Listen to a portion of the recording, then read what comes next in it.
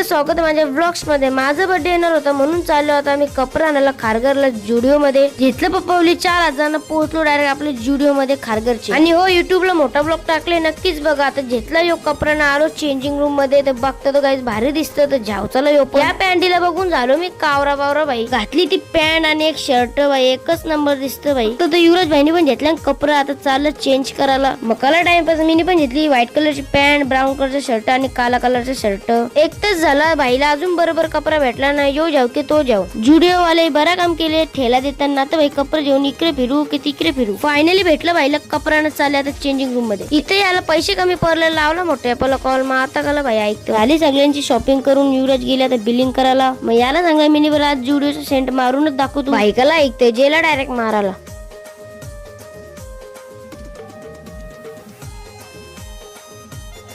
तर आता चाललो आम्ही मॅक्स मध्ये कारण की याला कपडे घ्यायचं होतं. पोहोचलो मॅक्स मध्ये केलं पण सिलेक्ट. भाई बोलतो मी घेणार ना बोलतो आता फोटो काढतो. त्याला बोललो बरं आता फोटो काढला आले जायला आले. तो बोलतो ना फोटोच करायला आलो.